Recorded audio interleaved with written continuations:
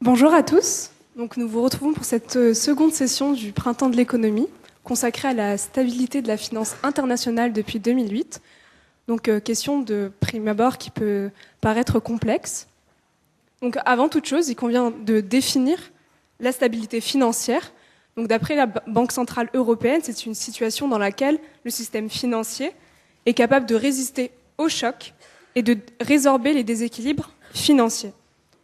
L'économiste Iman Minsky, du courant post-keynésien, considérait que la structure financière importe et conditionne la stabilité de l'économie dans son ensemble.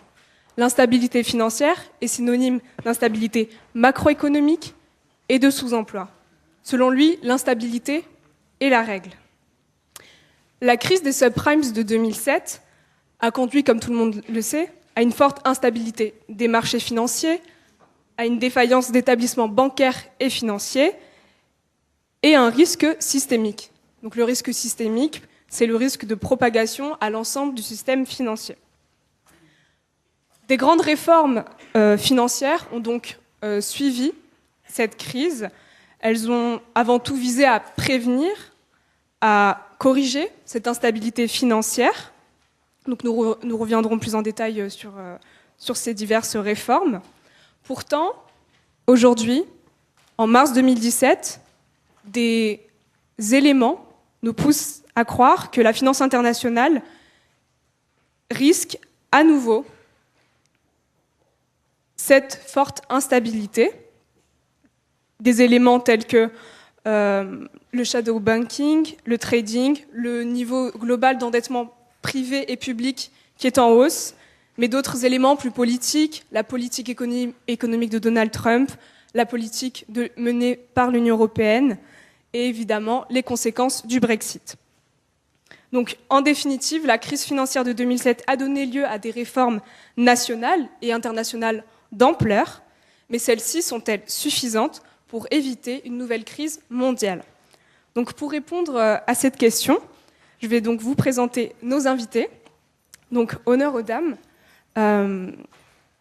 Madame la professeure Jésabel Coupé-Soubeyran, vous êtes donc docteur en économie, enseignant-chercheur au Centre d'économie de la Sorbonne. Vos domaines d'expertise sont l'économie financière, les banques, systèmes financiers, régulation et stabilité financière.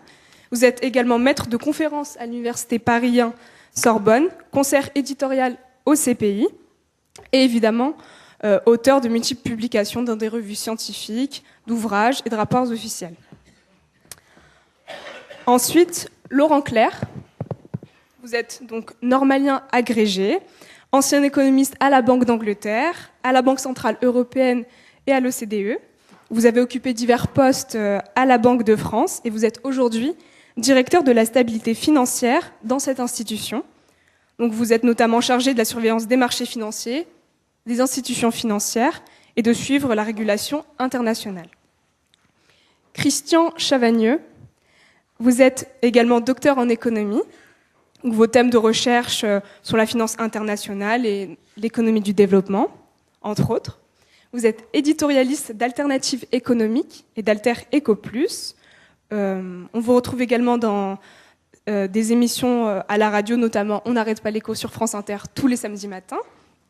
Et vous avez également occupé de nombreux postes au sein du commissariat général au plan, mais également à la Société Générale et à l'Agence française de développement. Vous avez été professeur à Sciences Po à l'Université Paris-Dauphine, que je connais très bien. Et vous êtes également auteur de nombreux ouvrages. Et pour finir, donc, toute bonne conférence n'en serait pas une sans un bon modérateur. Donc, Dominique Plion, vous êtes également docteur en économie financière. Vous avez travaillé à la Banque de France et également au commissariat général du plan. Vous êtes professeur émérite à l'Université Paris-Sorbonne, Paris-Cité, Paris 13, directeur du Centre de l'économie à l'Université de Paris-Nord, spécialisé en économie financière. Vous publiez régulièrement dans l'hebdomadaire Politis et vous êtes également membre du Cercle des économistes atterrés. Donc, pour rappel, ce débat sera suivi de questions. Donc, vous pouvez d'ores et déjà poser vos questions sur Twitter avec le hashtag Préco2017. Et donc, ensuite, nous aurons les questions du public de la salle. Et je laisse la parole à Dominique Plion. Merci pour cette très bonne introduction. Donc, je vais dire quelques mots supplémentaires pour introduire ce débat. Donc, ça fait maintenant 10 ans que nous avons connu une crise d'une grande ampleur, parce que les prémices de la crise dite des subprimes, c'était déjà en 2007. Donc, ça fait maintenant 10 ans. Et comme vous le savez, beaucoup d'événements se sont produits depuis. Faillite de Lehman Brothers, par exemple, en 2008, le 15 septembre.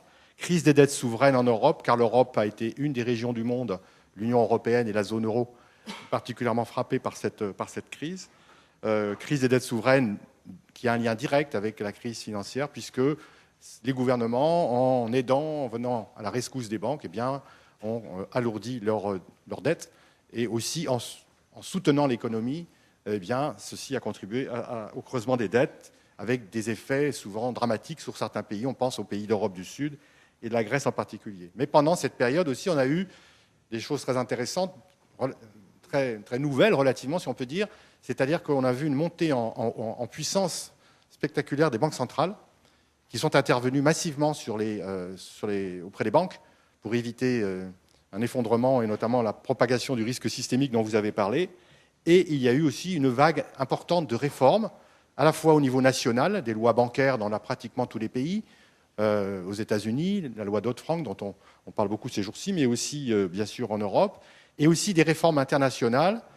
Le référentiel des banques Bâle maintenant on est passé de Bâle 2 à Bâle 3, et au niveau européen, il y a eu une réforme importante qui est ce qu'on appelle l'union bancaire européenne, qui est aussi un élément important, qui a notamment donné des pouvoirs importants aux banques centrales. Mais malheureusement, il s'est passé des choses négatives, ou en tout cas qui sont inquiétantes depuis le début de la crise.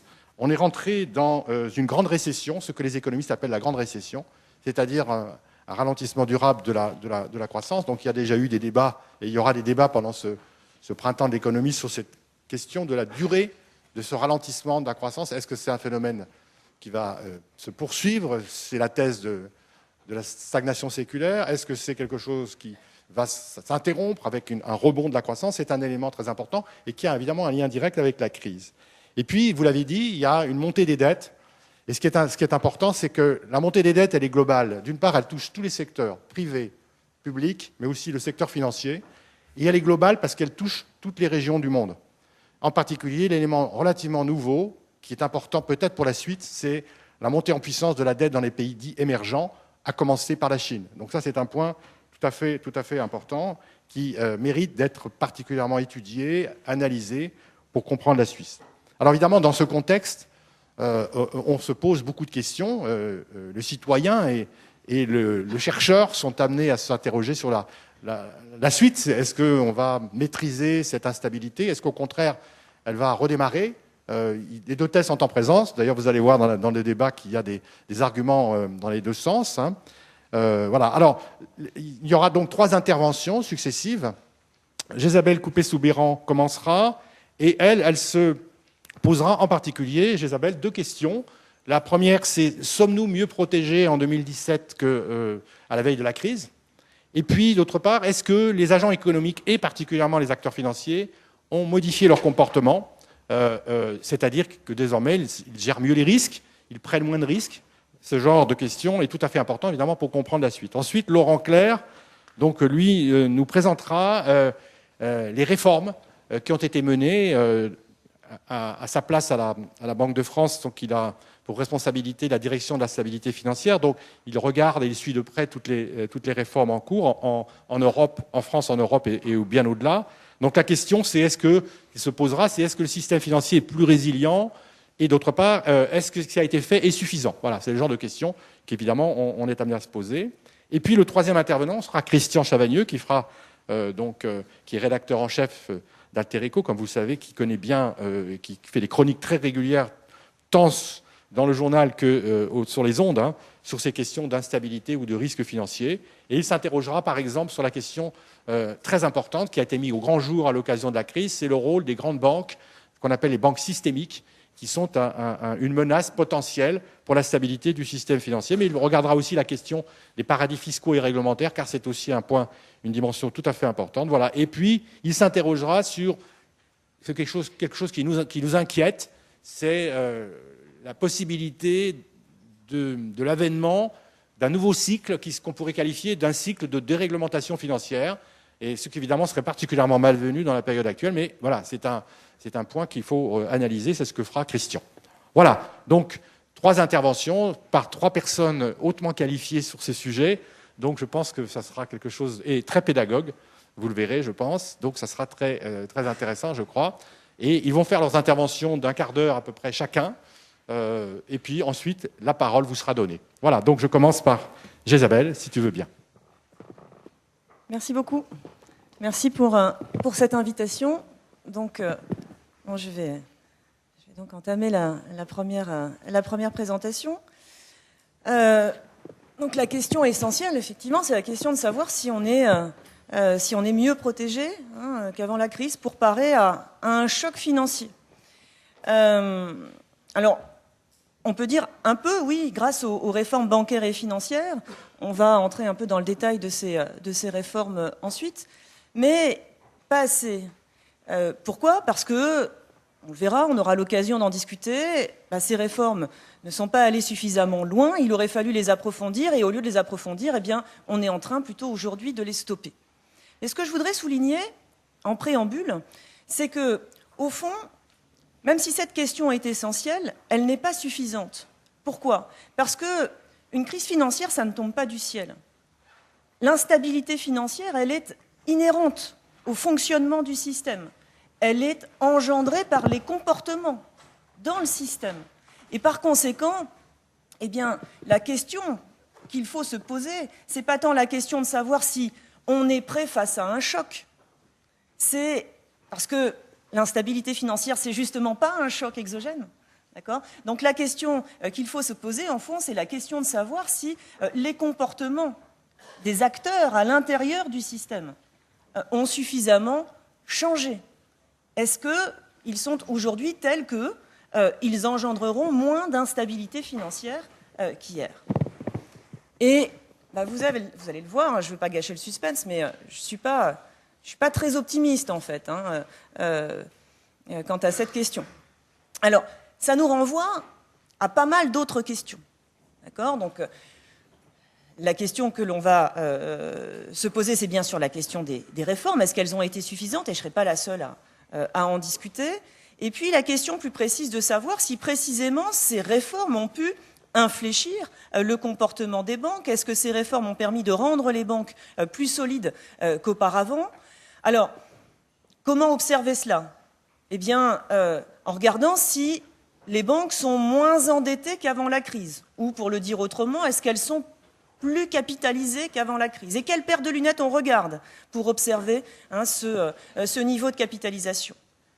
Est-ce qu'elles sont mieux connectées à l'économie réelle qu'avant la crise ? Qu'est-ce que cela veut dire ? Ça veut dire, est-ce qu'elles apportent une meilleure contribution au financement de l'économie réelle qu'avant la crise ? Est-ce qu'il y a moins de banques systémiques ? Vous savez, ces mastodontes financiers qui, par leur taille, mais pas seulement par leur taille, par leurs interconnexions, par la complexité de leurs activités, font courir un risque au système tout entier, font courir un risque systémique. Est-ce qu'il y a moins de banques systémiques ? Est-ce que cette nébuleuse dont on parle souvent, le mot a été prononcé, le shadow banking. Alors le shadow banking, c'est un ensemble d'institutions, d'entités non bancaires et d'opérations a priori non bancaires, mais qui sont quand même très liées aux banques, qui font intervenir des risques bancaires et qui ne sont pas régulés comme le sont les banques. Est-ce que ça, depuis la crise, ça a diminué ? Parce que c'est un des facteurs de la crise aussi. D'accord ? Est-ce que ça a diminué ? Et est-ce que l'endettement, Dominique en a parlé, est-ce que l'endettement s'est résorbé depuis la crise ? Est-ce qu'il a diminué depuis la crise ? Autrement dit, si vous voulez, est-ce que les structures financières des agents aujourd'hui sont moins fragiles qu'avant la crise ? Ce sont ces questions-là, en fait, qu'il nous faut regarder. Alors, les réformes ont-elles suffisantes ? Encore une fois, je ne serai pas la seule à en discuter. Et puis, Laurent ne sera peut-être pas d'accord avec un certain nombre de points, auquel cas ça fera naître le débat et ce sera tant mieux. Moi, il me semble, si vous voulez, que ces réformes ont été assez largement concentrées sur les banques.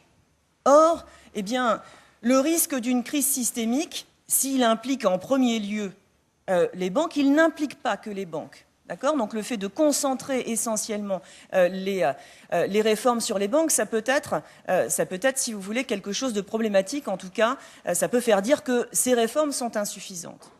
En outre, en ce qui concerne les banques, eh bien, ces réformes ont surtout été des réformes prudentielles. D'accord ? Des réformes prudentielles, c'est-à-dire des réformes visant à rendre les banques un peu plus prudentes, visant à les amener à mieux gérer leurs risques individuels, mais vraiment dans une perspective de prévention des risques individuels, c'est-à-dire dans une perspective micro-prudentielle. D'accord ? Et moins, même s'il y a eu des avancées en la matière, moins dans une perspective de prévention du risque systémique, qui est une perspective macro-prudentielle. Et surtout, ces réformes ont été essentiellement des réformes prudentielles. Je viens de vous dire plus micro-prudentielles que macro-prudentielles, même s'il y a d'ores et déjà quelques avancées. Mais très peu de réformes structurelles ont été engagées. Alors, on pourra ne pas être d'accord sur les réformes structurelles à mener. D'accord ? On pourra ne pas être d'accord sur l'idée que la séparation, ce n'est pas forcément la meilleure des façons de mener une réforme structurelle. On va en discuter avec Dominique. Mais le fait est qu'il y a des problèmes structurels au sein du secteur bancaire européen. Je vais y venir. D'accord ? Et le fait, si vous voulez, d'avoir mené des réformes essentiellement prudentielles et de ne pas avoir mené parallèlement des réformes structurelles, c'est un problème. En ce qui concerne les réformes prudentielles qui ont été menées, eh bien, ce sont des réformes qui, certes, ont permis, si vous voulez, de faire quelques pas en avant, mais pour autant, elles s'inscrivent dans la parfaite continuité des réformes précédentes. Ça veut dire quoi ? Ça veut dire qu'il n'y a pas eu véritablement de révolution, d'accord, dans l'approche menée, dans la philosophie des autorités de régulation, de supervision. Et en particulier, il y a un élément qui n'a pas été remis en question, que le comité de Bâle commence tout juste à placer sur la table, et il rencontre à cet égard les plus grandes difficultés. Quel est cet élément ? Eh bien, c'est l'élément de mesure des risques, d'accord, à l'intérieur, si vous voulez, des exigences prudentielles. Je vais également donner quelques éléments. Quand on demande aux banques de respecter un minimum de fonds propres, c'est toujours en pourcentage de leurs actifs pondérés par les risques. Mais qui mesure le risque des actifs ? Qui définit en quelque sorte la pondération ? Eh bien, ce sont les banques lorsqu'elles disposent d'un modèle interne. Or, ce que l'on sait aujourd'hui, c'est que ces mesures de risque font l'objet de manipulations. Ça aurait dû amener les autorités à vouloir simplifier la mesure de risque. On n'est pas du tout allé vers cela. D'accord ? Et le comité de Bâle, qui veut quand même essayer, si vous voulez, de définir un peu mieux le standard en amenant les superviseurs à limiter l'usage des modèles internes, pour l'instant, n'y parvient pas parce que les banques résistent beaucoup à cela. Autre point toujours concernant les réformes. Dominique en a parlé. Les banques centrales sont aujourd'hui davantage impliquées dans la stabilité financière et plus exactement dans la prévention de l'instabilité financière qu'elles ne l'étaient avant la crise. Parce qu'avant la crise, quelle était la philosophie en la matière ? Eh bien, c'était que les banques centrales pouvaient se contenter de nettoyer les dégâts après coup. D'accord ? Et qu'elles n'avaient pas besoin d'intervenir en amont, qu'elles n'avaient pas besoin de regarder ce qui se passe sur le marché du crédit, sur les prix d'actifs, et qu'elles n'avaient pas besoin elles-mêmes, si vous voulez, d'essayer d'agir un peu à contre-courant du cycle financier. Bon, ça n'a pas encore beaucoup changé. Il y a toutefois, si vous voulez, une implication un peu plus grande des banques centrales dans la prévention de l'instabilité financière, mais surtout en faisant des banques centrales des gendarmes, des superviseurs bancaires, comme pour la Banque centrale européenne, à l'échelle de la zone euro pour les établissements bancaires dits d'importance. D'accord ? Son implication en matière macro-prudentielle est un peu plus floue. D'accord ? On sent, si vous voulez, qu'il y a quelques éléments, mais il y a toute une articulation qui reste à définir entre l'implication de la Banque centrale en matière microprudentielle, son implication en matière macroprudentielle, et bien sûr, tout cela en articulation avec la conduite de la politique monétaire. Tout ça, ça reste largement, si vous voulez, à définir. Par ailleurs, alors je ne vais pas faire tout l'inventaire quand même des éléments de réforme, ce sera complété tout à l'heure, et ça me fait dire aussi que oui, il y a eu des choses, même si ça ne va pas assez loin, il y a eu des choses. Il y a eu des choses notamment en ce qui concerne la résolution des faillites bancaires, avec un élément très important qui est la mise à contribution des créanciers des banques. Parce qu'auparavant, eh bien, lorsqu'une banque était en difficulté, les pouvoirs publics étaient en première ligne, et quand les pouvoirs publics sont en première ligne, qui est en première ligne? Eh bien, le contribuable. D'accord ? Alors que ceux qui doivent être en première ligne, ce sont bien sûr les actionnaires et les créanciers des banques. Alors, pas les petits créanciers, pas ceux qui sont protégés par la garantie des dépôts, mais les gros créanciers, les créanciers seniors, ceux qui détiennent la dette bancaire. Ça, c'est absolument indispensable. Pour autant, ce que l'on constate, eh bien, ce sont sans doute quelques difficultés d'application. Vous avez entendu parler des difficultés de la banque italienne Monte dei Paschi. Vous avez également entendu parler des déboires de la Deutsche Bank, qui a fait l'objet d'une sanction. Ces deux banques, pour des raisons très différentes, eh bien, mettent au défi ce volet de l'union bancaire. La banque italienne, pourquoi ? Parce qu'en fait, une bonne partie des détenteurs de sa dette, ce sont ses petits clients. C'est un problème, d'accord, finalement, de faire reposer, si vous voulez, la prise de perte sur ces petits clients. Et puis la Deutsche Bank, pourquoi ? Parce que, en fait, les détenteurs de sa dette mobilisable en cas de mise à contribution des créanciers est portée par qui ? Par d'autres grandes banques. Auquel cas, ça peut avoir des répercussions systémiques. Oula, 3 minutes, j'en suis... Ok, bon. Alors, les banques sont-elles plus solides qu'avant la crise ? Si l'on regarde ça du point de vue de l'évolution du ratio de fonds propres réglementaires, alors eh bien, on peut être un petit peu optimiste en se disant oui, elles sont quand même un peu moins endettées qu'avant la crise, un peu mieux capitalisées. Mais en fait, même si vous restez dans le cadre réglementaire et si vous regardez cela du côté d'un ratio de fonds propres beaucoup plus simple, qui est le ratio dit de levier, qui rapporte simplement les fonds propres au total des actifs des banques. Eh bien, sachez que la part des dettes au bilan d'une banque peut encore atteindre 97%. D'accord ? Ce qui veut dire que si une banque a, en pourcentage du total de ses actifs, 3% de fonds propres, donc une capacité à éponger des pertes équivalent à 3% de ses actifs, ça veut dire ça concrètement, d'accord ? Eh bien, sur le plan réglementaire, ça suffit. Bon, sur le plan de la stabilité financière, c'est largement insuffisant. Par ailleurs, on a toujours autant de banques systémiques. Ça, c'est vraiment un problème parce que ça veut dire quoi ? Alors, j'avance un petit peu là. Ça veut dire quoi ? Ça veut dire que la structure du secteur bancaire n'a pas changé, pour ainsi dire. D'accord ? Elle n'a pas changé. C'est toujours une structure très oligopolistique. Au niveau mondial, vous savez, il y a une entité qui s'appelle le Financial Stability Board, le Conseil de stabilité financière, qui recense les banques systémiques. Bon, eh bien, aujourd'hui, il y en a 30, c'est plus. D'accord ? C'est plus qu'il y a 2-3 ans. Il y en a 30, dont 15 en Europe, dont 4 en France. Leur bilan agrégé, combien ça pèse ? 50 000 milliards de dollars. C'est la dette publique mondiale. D'accord ? C'est juste énorme.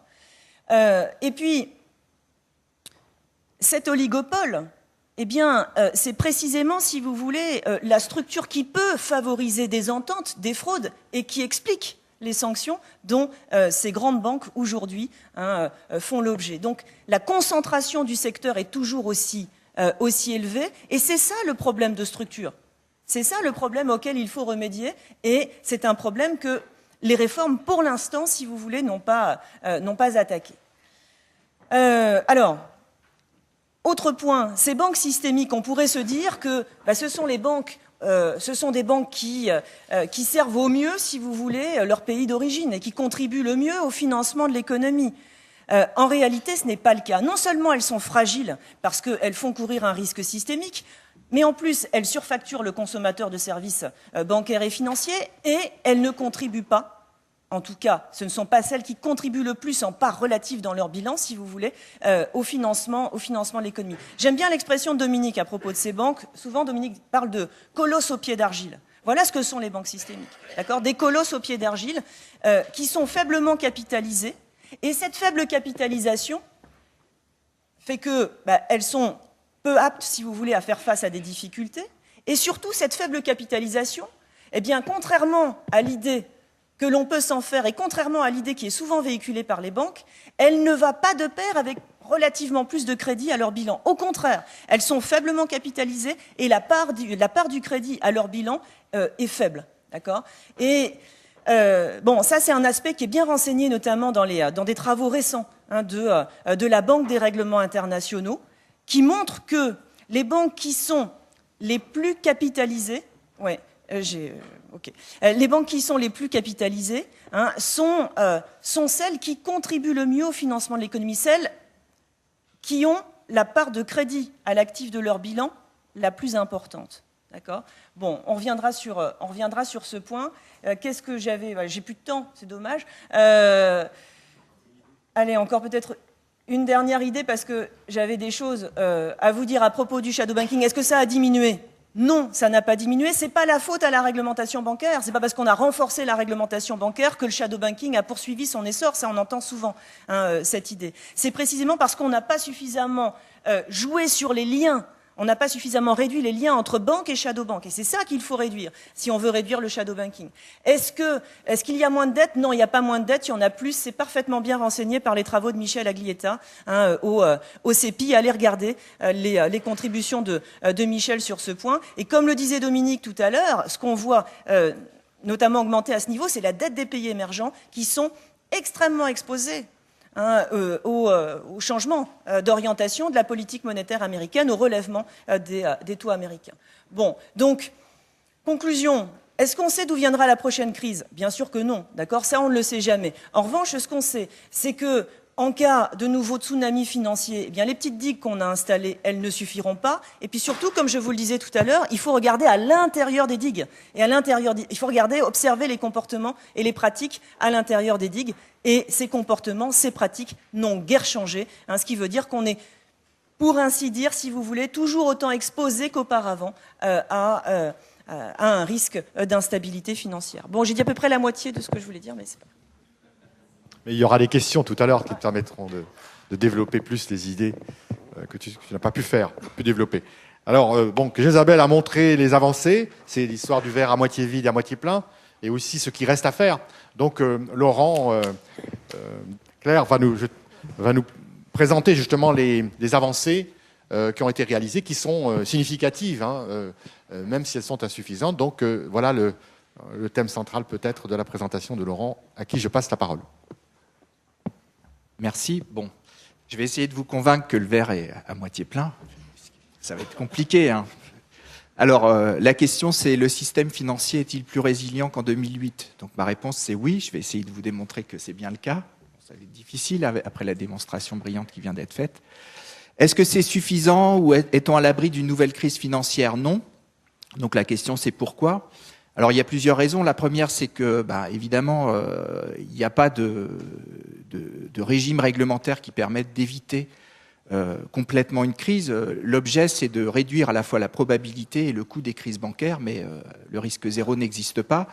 Il y a un autre aspect important qu'on oublie souvent, en particulier, je pense que dans ce genre d'enceinte, vous êtes même convaincu du contraire. C'est pas toujours la causalité va pas toujours de la sphère financière vers la sphère réelle, mais il y a beaucoup de crises, et la majeure partie des crises financières sont causées par des événements réels. C'est-à-dire qu'il faut un gros choc macroéconomique pour déstabiliser un secteur financier. Et donc, c'est ça qui est important. Et une partie de la réglementation vise précisément à renforcer la capacité de résistance des banques ou des institutions financières par rapport au choc réel. Donc, c'est la logique des stress tests, etc.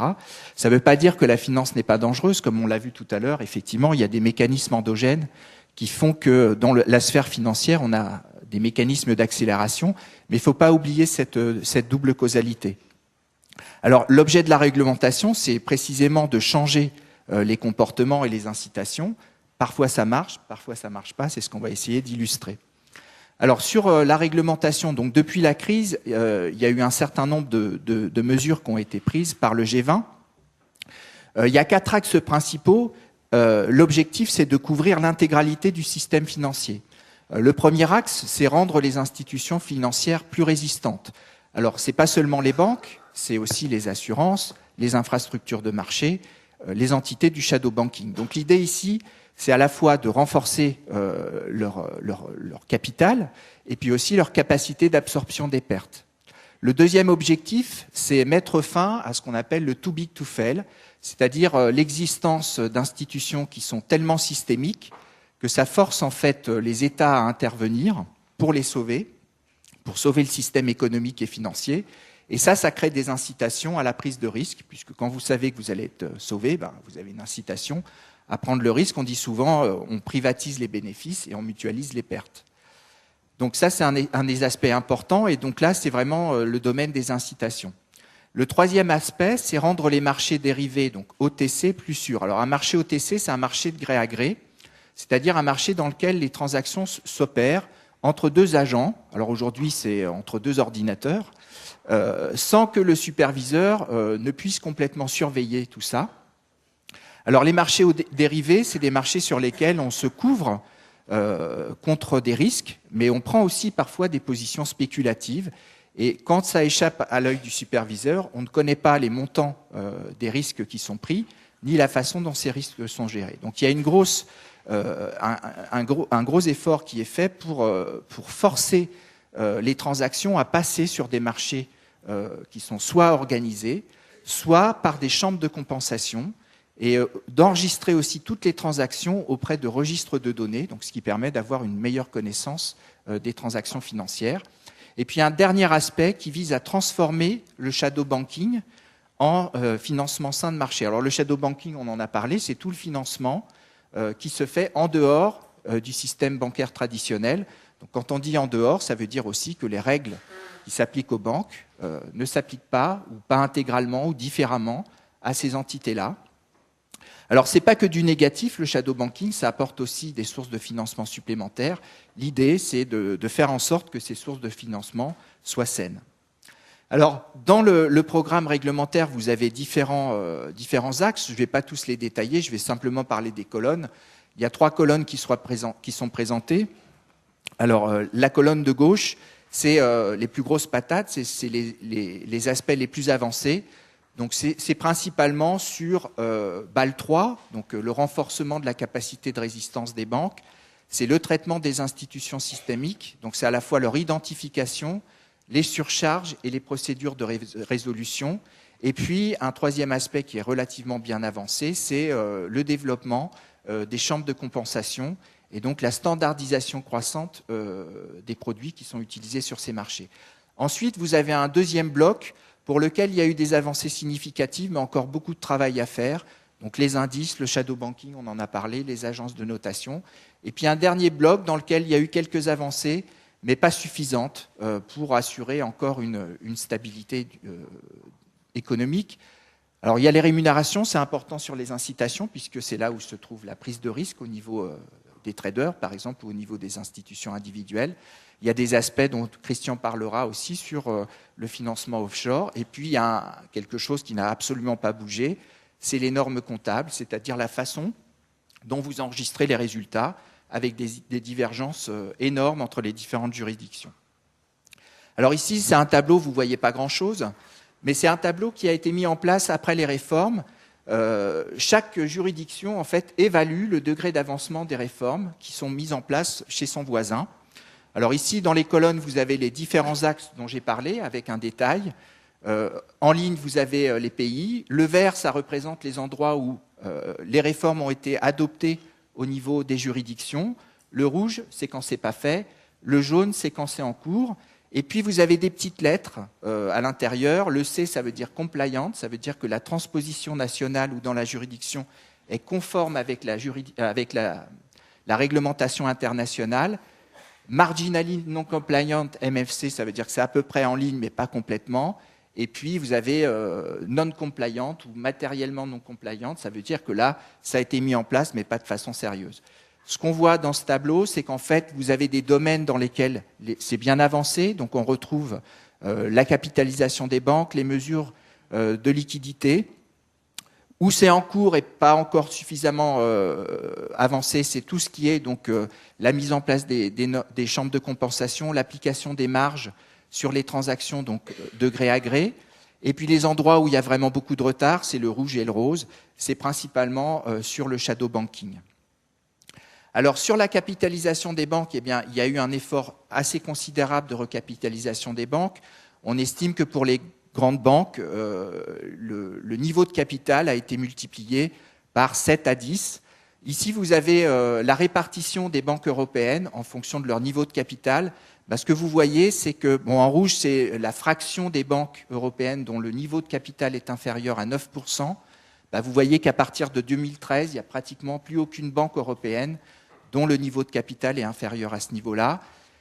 Et puis, vous voyez qu'en fait, aujourd'hui, il y a à peu près, pour 60% des banques européennes, un niveau de capital qui est largement supérieur à 12%. Donc, c'est un effort de capitalisation très important.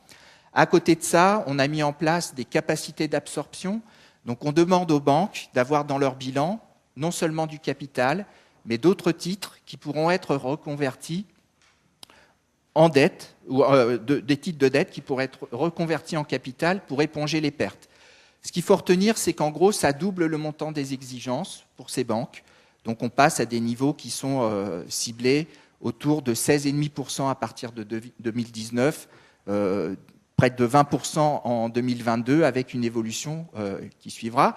Alors, il y a un point qui a été mentionné tout à l'heure, c'est qu'effectivement, une des difficultés des banques européennes, c'est qu'elles n'ont pas beaucoup de titres de dette comme ça. Elles ont des dépôts non sécurisés. Donc, les dépôts, c'est ceux des agents. Et ce qu'on a vu avec la première mise en œuvre des résolutions en Italie, c'est que c'est très difficile, quand les banques n'ont pas ces titres de dette-là, c'est de faire payer les déposants, puisqu'effectivement, là, on touche à des petits déposants qui ne sont pas forcément ni conscients des risques pris par la banque, ni responsables des risques. L'idée, c'est quand même de trouver en interne de la banque les ressources qui sont nécessaires pour recapitaliser cette banque et ne plus faire appel aux fonds publics. Donc, c'est une façon de traiter la question du too big to fail. Sur la compensation centrale, il y a eu des progrès là encore considérables. Donc, vous avez ici le degré d'avancement des produits compensés. Donc, par exemple, sur les swaps de taux, c'est à peu près la moitié des produits qui sont aujourd'hui compensés. En rouge, vous avez les produits qui sont éligibles à la compensation, c'est-à-dire qui vont être compensés dans les années qui viennent. En jaune, vous avez les produits qui ne sont pas éligibles à la compensation. Pourquoi ? Parce que ces produits sont très spécifiques à des investisseurs et donc par définition pas standardisables. Donc ce qu'on voit, c'est qu'il y a effectivement des poches dans lesquelles on aura la plupart des transactions qui seront compensées et d'autres pour des produits soit plus exotiques, soit plus compliqués, des endroits dans lesquels il subsistera beaucoup de transactions de gré à gré. Alors sur la mise en œuvre de ces réformes, la question qu'on peut se poser, c'est est-ce que c'est suffisant et est-ce que ce qu'on observe, c'est attendu ou c'est non attendu ? En gros, est-ce que les comportements ont changé ?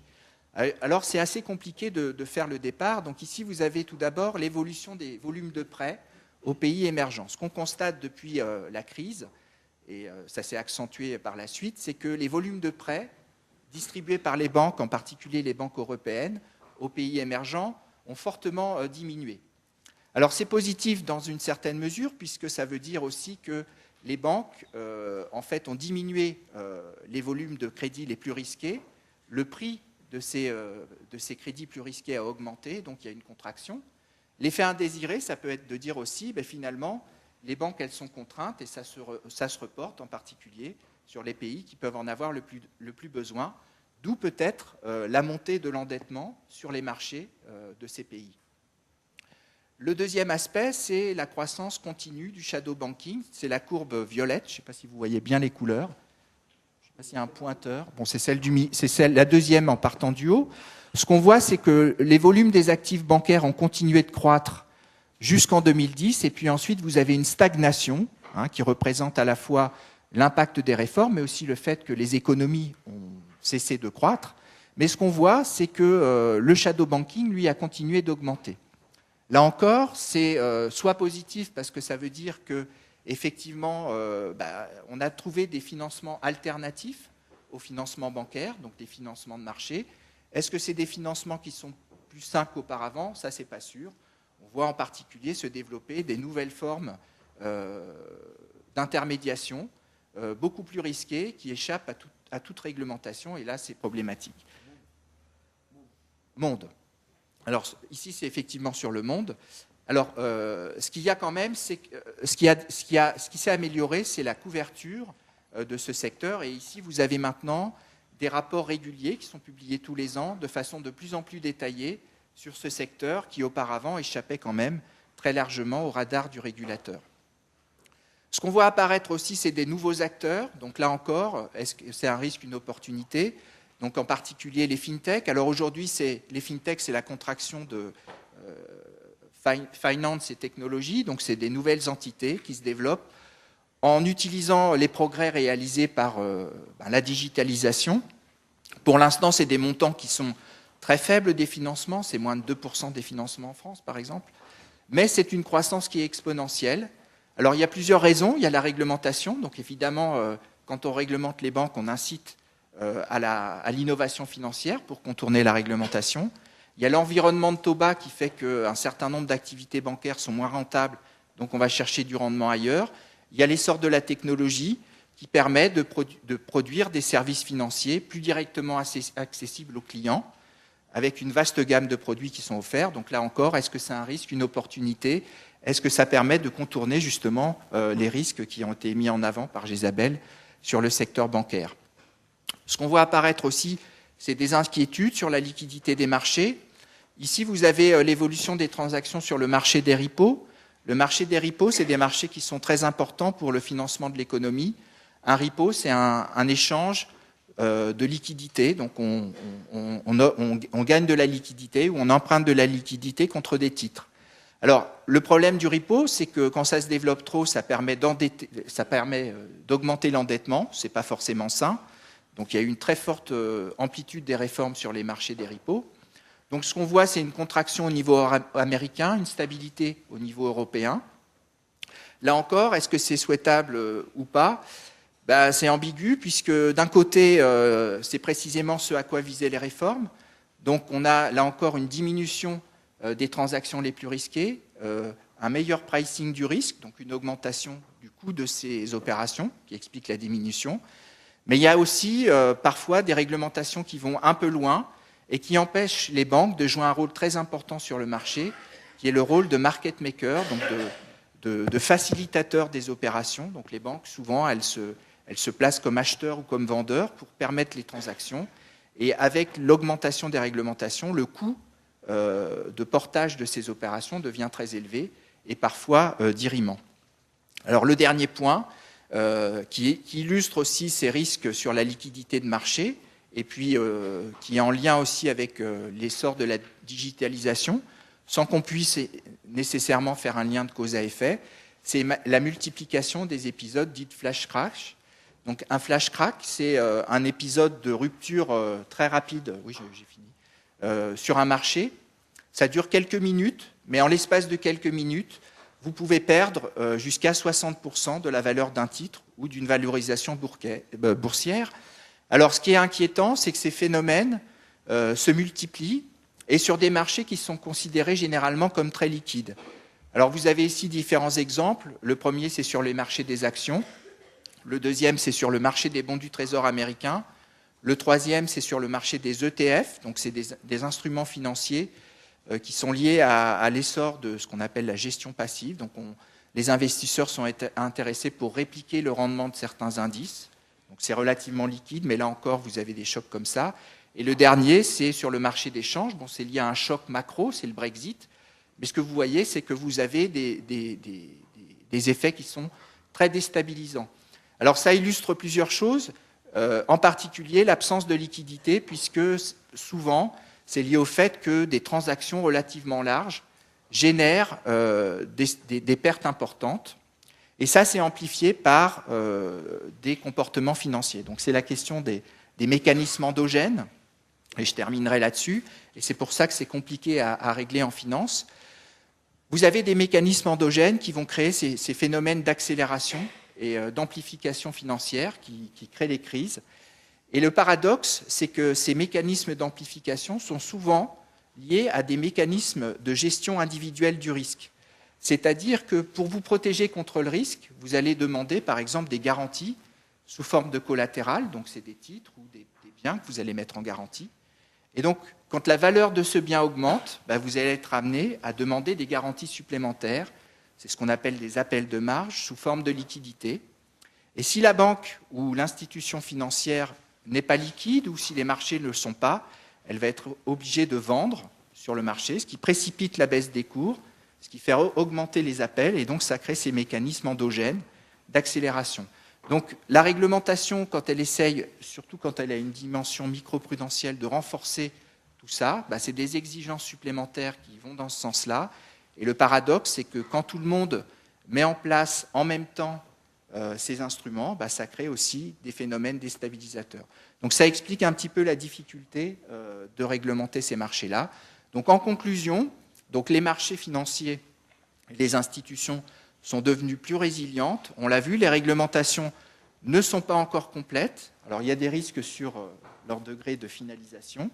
Il y a des secteurs dans lesquels, effectivement, il y a encore des progrès à faire.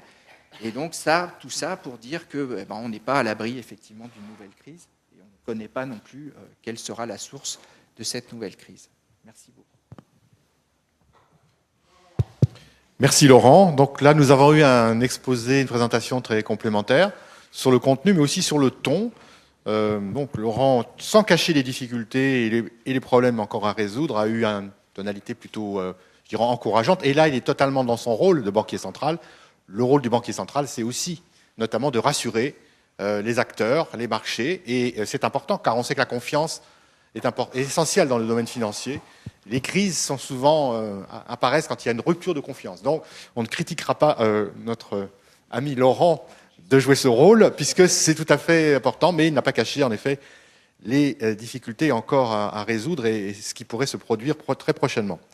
Donc, on va entendre la troisième présentation de Christian Chavagneux, qui va nous parler d'un certain nombre de thèmes déjà évoqués, mais sous un angle un peu différent, notamment sujet sur lequel il y a beaucoup travaillé dans le passé, c'est la question des paradis fiscaux et réglementaires, qui sont un des éléments sur lesquels il faut se pencher, et puis se questionner sur ce qui se passe aujourd'hui. Est-on à la veille d'une vague de déréglementation qui pourrait évidemment être très inquiétante?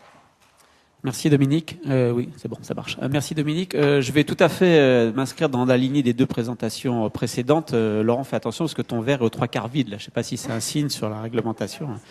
Faudrait que tu le remplisses. Voilà. Merci pour toi.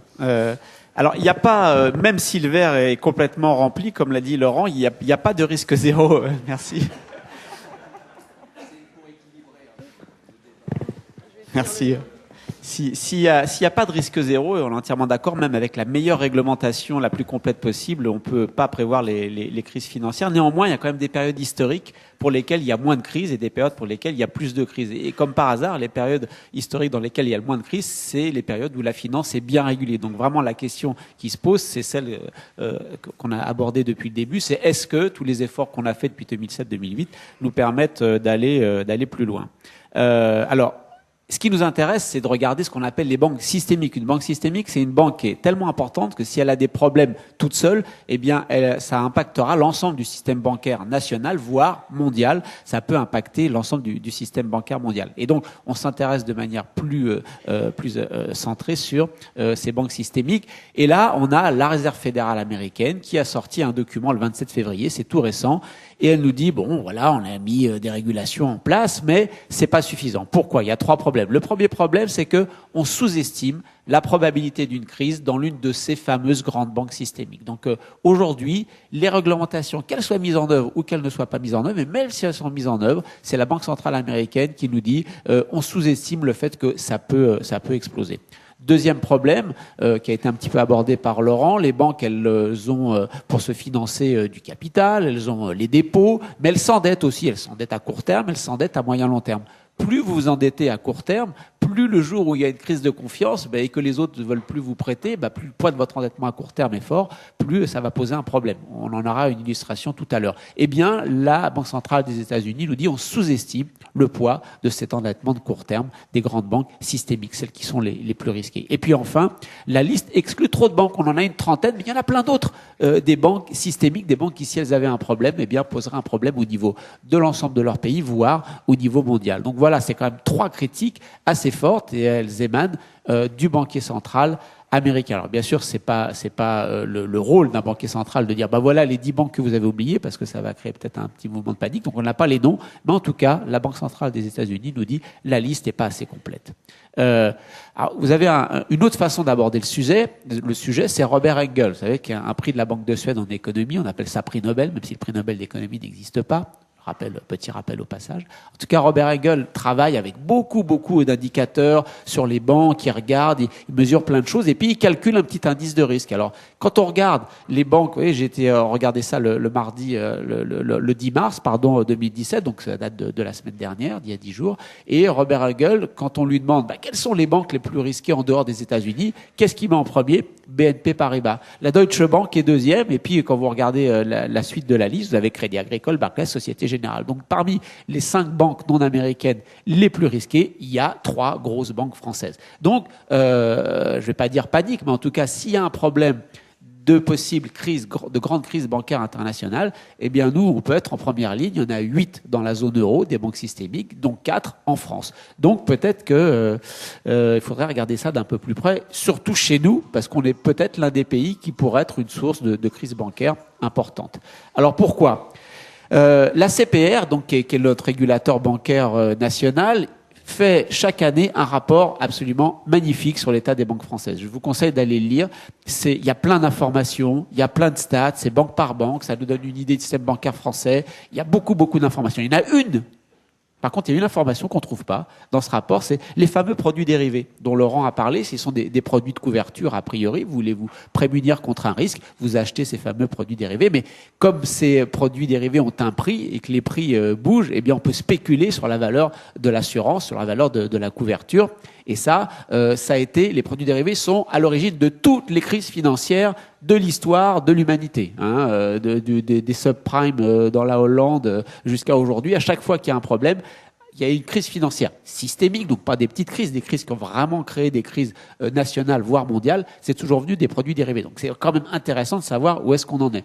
Eh bien, si vous regardez ce fameux rapport de la CPR, notre régulateur bancaire, il ne donne pas les chiffres. Pour faire le petit graphe que vous voyez là, j'ai dû aller sur regarder les comptes financiers des 4 grandes banques françaises et me les taper de 2008 à 2015 pour avoir une idée de où est-ce qu'on en était, parce que cette information n'est pas du tout disponible du côté du régulateur et pas du tout transparente du côté des banques. Et quand vous faites ce travail, vous avez à la fois des bonnes et des mauvaises nouvelles. La bonne nouvelle, c'est que vous voyez que ça a beaucoup monté jusqu'au moment de la crise de la zone euro. Puis après, ça a quand même beaucoup baissé. La mauvaise nouvelle, c'est que c'est 75 000 milliards d'euros. Alors, je vous rassure tout de suite, ça ne veut pas dire que les banques françaises, si demain il y a un problème, ces 4 banques devraient rembourser 75 000 milliards d'euros. C'est pas du tout ça. Ça, c'est ce qu'on appelle, ce que les financiers appellent le montant notionnel. C'est-à-dire, c'est le montant sur lequel porte le contrat. Si vous voulez vous assurer contre le fait que 10 millions d'euros, il y a un taux d'intérêt sur 10 millions d'euros, je sais pas moi, sur l'Italie ou sur l'Espagne, avec le taux d'intérêt aujourd'hui, il est de 0,8, et vous voulez vous assurer contre le fait qu'il va passer à 0,9, vous voyez, un petit dixième de rien du tout, eh bien on va dire le montant, et si ça porte sur 10 millions d'euros, le contrat, on va dire le contrat notionnel, on va enregistrer 10 millions d'euros. Mais s'il y a vraiment un problème, si ça monte de 0,8 à 0,9, il faudra que celui qui a vendu ce produit d'assurance ne paye que le petit 0,10% de son 10 millions. Donc c'est pas du tout les risques. Ok, c'est pas du tout les risques, mais c'est combien? Parce qu'on va bien quand même savoir. Alors, on a un exemple avec Deutsche Bank à l'automne dernier qui a eu des problèmes. Deutsche Bank a été tout seul 46 000 milliards de produits dérivés. Les 4 grandes banques françaises, 75 000. Deutsche Bank, à elle tout seul, 46 000 milliards. Donc ça a commencé à créer un début de panique. Alors là, il y a le chef de la finance de Deutsche Bank qui est arrivé tout de suite dans les médias en disant « Vous inquiétez pas, Stuart Lewis, il dit pas de panique. En fait, les vrais risques sur ces 46 000 milliards, c'est 41 milliards de risques. » On se dit 46 000, en vrai, vraiment, le risque, c'est 41. On souffle un peu. Sauf que quand on regarde quelle était la capitalisation boursière de Deutsche Bank au même moment, c'était 17 milliards. C'est-à-dire que s'il y avait un problème sur les produits dérivés, il n'y avait même pas la moitié de capital nécessaire pour pouvoir rembourser. Donc, si on se dit que c'est à peu près la même chose pour les banques françaises, mettons 1 à 10, il y a 75 milliards, ça va parce que nos 4 banques, quand on fait la somme de leur capital, ça va quand même au-delà de 75 milliards. Mais on est quand même face à des produits qui sont complètement opaques. Déjà, il faut aller chercher l'info. À l'intérieur de ces 75 000 milliards, moi, j'ai aucune idée de ce qui est pris comme type de risque vis-à-vis de qui, vis-à-vis de quelle contrepartie. Donc, il y a une opacité qui est extrêmement forte. Et il faut savoir que si on est dans le même ordre que Deutsche Bank, c'est plus que Kerviel. Je vous rappelle que Kerviel, il a joué 50 milliards quand l'ASG en valait 30-35. Donc, la Deutsche Bank, aujourd'hui, elle est plus en risque avec ses produits dérivés que Kerviel n'a mis la Société Générale en risque. Donc, s'il y a un risque de crise bancaire en Europe, moi j'ai peur pour ces opérations très opaques des banques françaises et j'ai encore plus peur que ça vienne de la Deutsche Bank. Alors, vous avez vu que et chez Isabelle et chez Laurent, alors il a évoqué un petit peu les comptes offshore, mais il y a vraiment une dimension du G20 qui est passée complètement à côté de la plaque en termes de régulation, me semble-t-il. C'est la présence des institutions financières dans les paradis fiscaux. Si ça vous intéresse, on pourra revenir sur que fait le G20 pour lutter contre le fait que, comme leur nom l'indique, ces paradis fiscaux permettent d'échapper à la fiscalité. Mais là, c'est pas mon propos aujourd'hui. Mon propos, c'est il y a aussi les paradis fiscaux, c'est aussi des endroits où les grandes institutions financières, les banques, prennent des risques de manière opaque. Prenons Northern Rock, c'est une banque britannique immobilière qui est la première banque qui a eu des problèmes à l'automne 2007. Vous regardez les comptes de Northern Rock à Londres, vous voyez rien du tout. Il faut se plonger dans les comptes de Granite, qui est sa filiale enregistrée à Jersey comme entité, comme association caritative, entre parenthèses, pour s'apercevoir que l'endettement de court terme explosif de Northern Rock était planqué dans Granite à Jersey. Vous prenez la première banque d'affaires américaine qui fait faillite, Bear Stearns, vous regardez les comptes de Bear Stearns à New York, vous voyez rien. Il faut aller se plonger dans les comptes des filiales de fonds spéculatifs de Bear Stearns, enregistrés pour moitié aux îles Caïmans, pour moitié à Dublin, en Irlande, pour vous apercevoir que ces fonds ont pris des paris tellement fous qu'au moment où ils ont perdu les paris avec la crise des subprimes, ils ont bouffé tout le capital de la banque, etc., etc. Il y a plein d'exemples. Je vous passe les rabatteurs de Madoff qui étaient tous situés dans les paradis fiscaux et qui ont permis cette fraude absolument importante sur le plan du volume et importante sur la durée.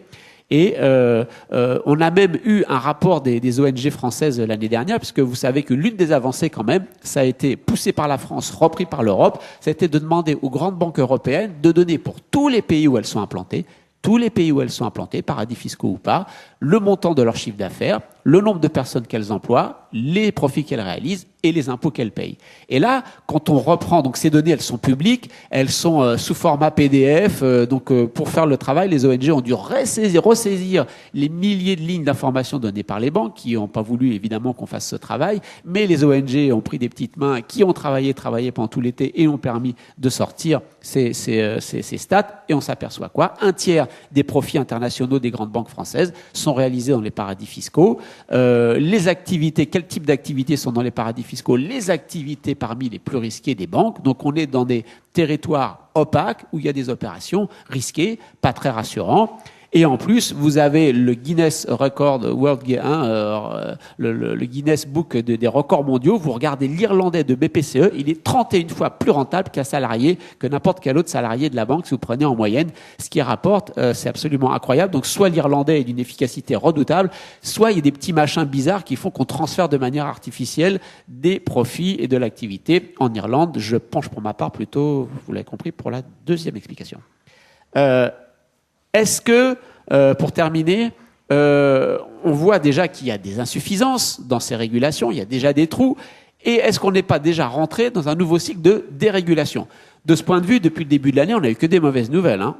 On a d'abord eu, en janvier, donc toutes les régulations dont Laurent Clerc vous a parlé, elles sont en négociation, toutes celles qui concernent les banques, en tout cas, dans le cadre d'un comité qui est situé à la Banque des règlements internationaux. Il y a un comité à l'intérieur qui suit les banques, le comité de Bâle, les spécialistes appellent ça le comité de Bâle. Ce comité de Bâle s'est réuni en janvier pour constater qu'ils sont presque au bout. Tout ce qu'ils voulaient faire, ils l'ont presque mis au bout, mais paf, ça canne au dernier moment, ils n'arrivent pas à se mettre d'accord. Et on dit, on va se mettre d'accord un peu plus tard. Bon, alors un peu plus tard, on n'arrive pas à finaliser toutes les règles qu'on voulait déjà finaliser après la crise. Deuxième mauvaise nouvelle, Trump nous sort en février l'un de ces fameux décrets présidentiels trumpiens en disant voilà, moi je demande une étude, dans les 4 mois vous allez revenir avec une étude pour me dire comment on peut sabrer la loi Dodd-Frank qui a été votée en 2010 aux États-Unis, qui est censée mettre en place un peu de régulation dans le système bancaire américain. On sent bien que le résultat du travail dans 4 mois, ça va pas être forcément qu'il faut renforcer Dodd-Frank. Et puis, du coup, JP Morgan, vous avez la chief officer de JP Morgan, il y a quelques jours dans le Financial Times, elle nous dit, bon, bah, ça y est, hein, les banques, elles sont super stables. Le moment est venu de relâcher les contraintes. Et pourquoi le moment est venu de relâcher les contraintes? Bah oui, il faut distribuer plus de dividendes à nos actionnaires. Donc on est déjà reparti, on semble déjà possiblement pouvoir repartir vers un cycle de prise de risque et la stabilité financière. On en a déjà trop fait. Il est temps de reculer. Alors, pourquoi Bâle a flanché un petit peu? Eh ben, Bâle, ils ont enfin, Laurent pourra peut-être nous en dire un peu plus. Ils ont un problème de plancher. Alors, ça a été évoqué à la fois par Isabelle et à la fois par Laurent. Il y a deux façons de mesurer les risques des banques. Vous regardez, il y a deux façons, de mesurer l'activité des banques. Vous pouvez regarder l'activité des banques, faites le total des prêts, faites le total des prêts aux banques, des prêts aux autres banques, des prêts aux particuliers, des prêts aux États lorsqu'elles achètent des dettes publiques. Faites le total. Ça fait, par exemple, là, vous voyez sur BNP, ça c'est des stats au 30 juin 2016, 2500 milliards d'euros. D'accord? Sauf que, comme vous l'ont expliqué les deux intervenants précédents, les banques, elles calculent pas comme ça. À chaque fois qu'elles ont une activité, elles disent, bon, alors ça c'est très risqué. Donc, j'ai prêté 100, c'est 100 très risqué, je compte ça comme 100. Ah, mais ça c'est pas du tout risqué, ça. Ces 100 là que j'ai prêté à machin, c'est pas du tout risqué. Je compte ça avec 0, il y a pas de risque. Ouais, ça c'est quand même un peu risqué, mais pas trop. Allez, je le compte à 20%, d'accord? Donc vous avez le total de l'activité, ce qu'on peut constater, puis le total de l'activité pondéré par les différents risques. Alors, ce qui est intéressant à regarder, c'est la différence entre le total de l'activité que tout le monde peut regarder en allant voir le bilan, et puis le total de l'activité quand on pondère chaque activité par les risques. Eh bien, vous voyez que BNP, par exemple, elle divise par 29, elle divise par 30 en gros le total de son activité une fois qu'elle a pondéré par les risques. Les pondérations, comme vous l'a expliqué chez Isabelle, elles sont calculées par qui? Pour les grosses banques, elles sont calculées par les propres modèles internes des banques qui, comme par hasard, arrivent beaucoup à faire diminuer le total de l'activité. Et pourquoi c'est important de faire diminuer ce total de l'activité? Parce qu'une fois qu'on a le total, on a le matelas qu'on doit mettre en face pour éponger les pertes en cas de problème. Donc plus vous arrivez à descendre avec vos modèles le total, moins vous avez de capital à mettre en face, plus vous pouvez jouer, plus ça rapporte. Et donc c'est vraiment intéressant. Concrètement, ça veut dire quoi? La BNP, elle divise par 30, le Crédit Agricole par 30 aussi, la SG divise, il reste plus qu'un quart, etc. BPCE, c'est pas une pratique uniquement des banques françaises. Hein. Je vous ai mis la Barclays, la Deutsche Bank et JP Morgan Chase pour s'apercevoir que toutes les grandes banques font ça. Hein. C'est pas spécifique aux banques françaises. Et du coup, il y a des petits malins au comité de Bâle qui évidemment voient très bien tout ça et se disent, ok, laissons les banques continuer à utiliser leur modèle et à faire joujou. Hein. Mais est-ce qu'on ne pourrait pas imposer un plancher en disant vous utilisez tous les modèles que vous voulez, mais quel que soit le résultat de votre modèle, il y a un plancher en dessous duquel vous pourrez pas descendre. Et donc ça, les banques qui jouent beaucoup, elles sont pas très d'accord avec cette proposition. Donc elles font énormément pression sur les gouverneurs des banques centrales. Elles font énormément pression pour que ce plancher ne soit pas mis en œuvre. C'est un peu l'un des sujets du débat aujourd'hui à Bâle. Moi, évidemment, je serais tout à fait partisan de ce plancher, même s'il y a un vrai souci, il y a une vraie réflexion à avoir. C'est que, par exemple, les banques américaines en matière immobilière, elles prêtent de manière très risquée parce que le prêt est gagé sur la valeur de la maison. Plus la valeur de la maison monte, plus elle prête. Mais le lendemain, avec le subprime, si la valeur de la maison descend, vous avez prêté à des gens dont la garantie s'écroule. Mais elles s'en foutent parce qu'elles revendent les prêts immobiliers après. Donc c'est plus dans leur bilan. Alors que les banques françaises, les banques européennes, les banques françaises en particulier, elles nous prêtent de l'argent pour acheter des logements ou des maisons, mais elles nous prêtent en fonction de notre capacité de remboursement. Donc c'est beaucoup moins risqué et elles gardent ces prêts dans leur bilan. Donc d'un côté des banques américaines qui prêtent très risqué mais s'en débarrassent, de l'autre côté des banques françaises qui prêtent moins risqué mais le gardent, ce qui fait qu'à même niveau de capital, on a l'impression que les banques françaises notamment sont plus grosses. Donc il y a un vrai sujet, il ne faut pas simplement se lancer n'importe comment, mais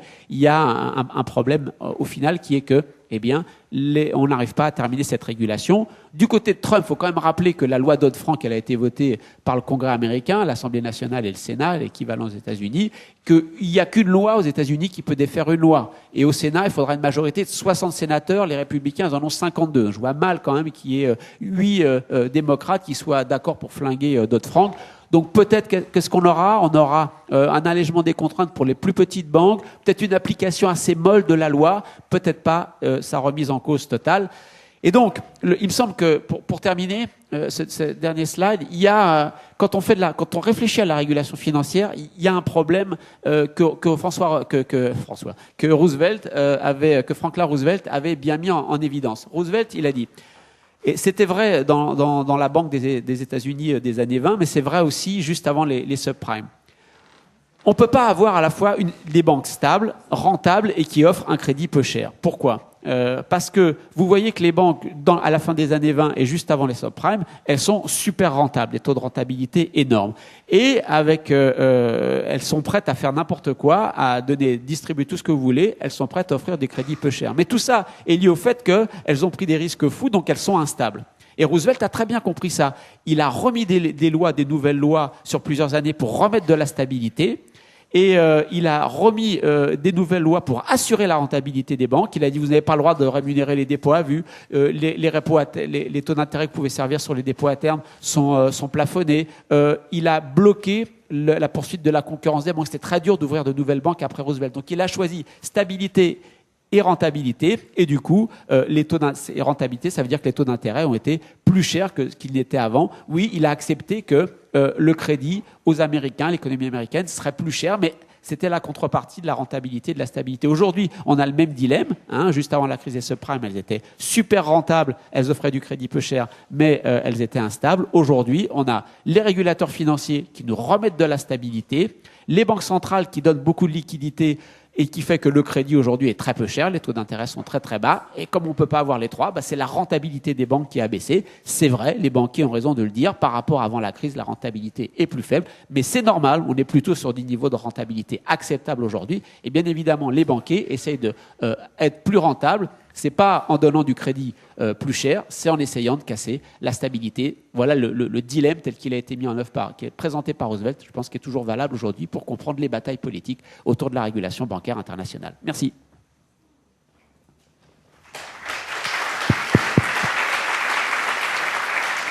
Donc, un grand merci pour nos intervenants, qui je crois nous ont présenté un panorama extrêmement riche et complet.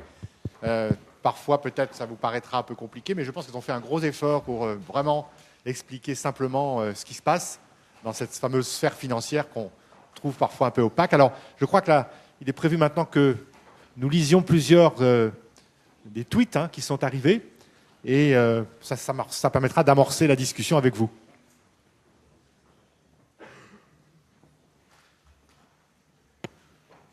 Alors, nous avons une première question. Ne pensez-vous pas qu'aujourd'hui, le problème soit l'inflation financière couplée à la déflation économique ?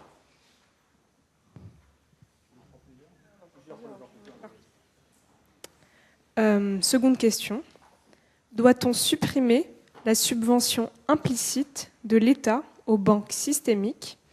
Quels sont les risques ?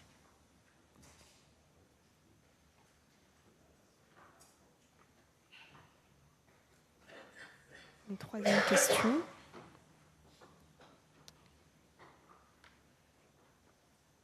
Une réglementation mondiale des marchés financiers peut-elle engendrer une convergence de ceux-ci ?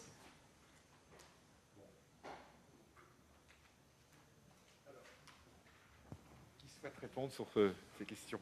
Je ne sais pas, la dernière, est-ce que Laurent, tu parlais de la réglementation mondiale ? Deux aspects. Sur la subvention implicite, c'est l'objet en fait des mécanismes de résolution, c'est justement de supprimer cette subvention implicite. Répétez ce que c'est.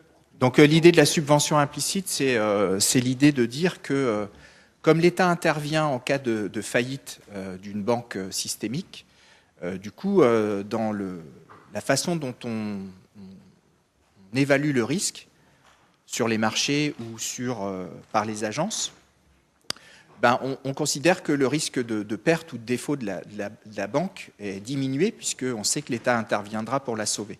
Donc ça crée une forme de subvention implicite qui est très défavorable puisque alors c'est très défavorable pour deux raisons.